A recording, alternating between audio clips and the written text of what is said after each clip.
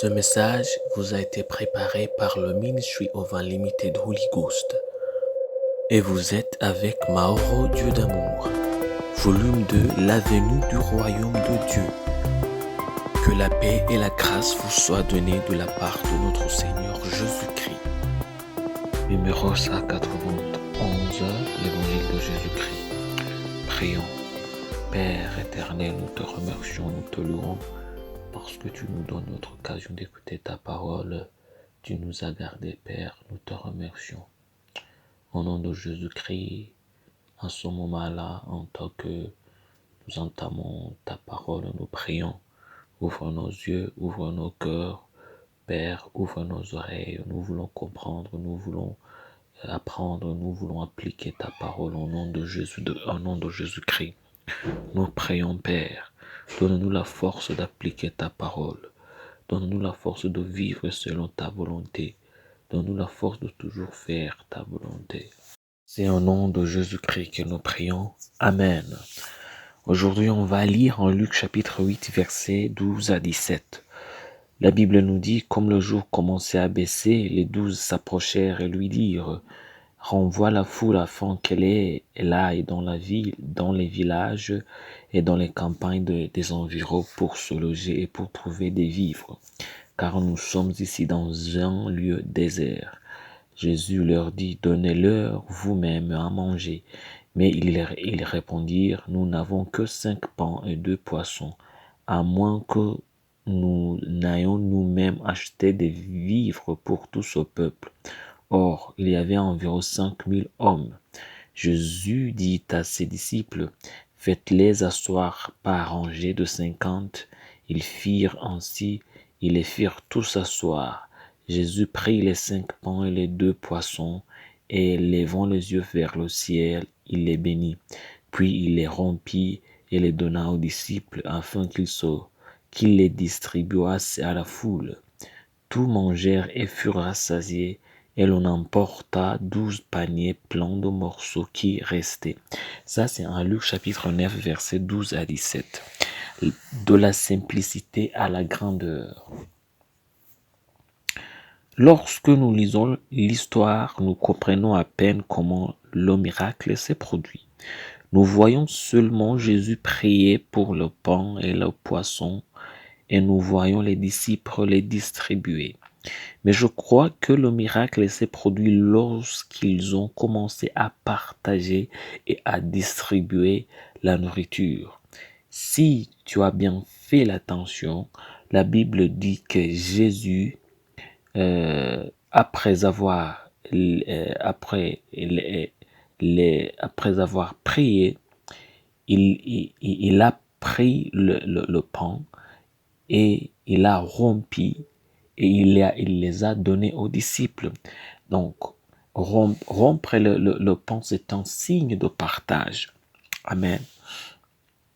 Ce qui dit que le miracle s'est produit lorsqu'ils ont commencé à partager et à distribuer la nourriture.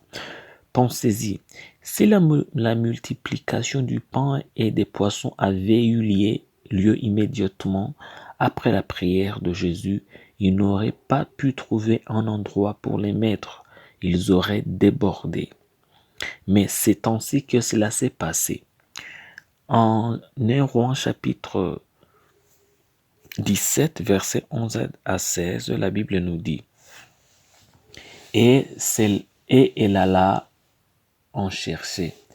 Il appela de nouveau et dit, apporte-moi, je te prie, un morceau de pain d'attendé. Elle répondit, l'Éternel, ton Dieu est vivant. Je n'ai rien de cuit, je n'ai qu'une poignée de farine dans un pot et un peu d'huile dans une cruche. Et voici, je ramasse 2 morceaux de bois, puis je rentrerai et je préparerai cela pour moi et pour mon fils. Nous mangerons, après quoi nous mourrons. Élie lui dit, ne crains point, rentre, fais comme tu as dit, seulement prépare-moi d'abord avec cela un petit gâteau et tu me l'apporteras. Tu en feras ensuite pour toi et pour ton fils, car ainsi parle l'Éternel, le Dieu d'Israël. La farine qui est dans le pot ne manquera point, et l'huile qui est dans le cruche ne diminuera point, jusqu'au jour où l'Éternel fera tomber de la pluie sur la face du sol. Et Lala, elle fit selon la parole d'Élie. Et pendant longtemps, elle eut de quoi manger, elle et sa famille, aussi bien qu'Élie. La farine qui était dans le pot ne manqua point, et l'huile qui était dans la cruche ne diminua point, selon la parole de l'Éternel, selon la parole que l'Éternel avait prononcée par Élie. Ça, c'est en Rois, chapitre 17, versets 11 à 16. Dieu empêchait leur panier de manquer de nourriture. Dieu les remplissait pendant qu'ils donnaient et expédiaient la nourriture. En 2 Rois chapitre 4, versets 2 à 6, la Bible nous dit, Élisée lui dit, que puis-je faire pour toi? Dis-moi, qu'as-tu à la maison? Il répondit, ta servante n'a rien du tout à la maison qu'un vase d'huile. Et il dit, va demander au dehors des vases, chez tous tes voisins, des vases vides, et n'en demande pas un petit nombre. Quand tu seras rentré, tu fermeras la porte sur toi et sur tes enfants.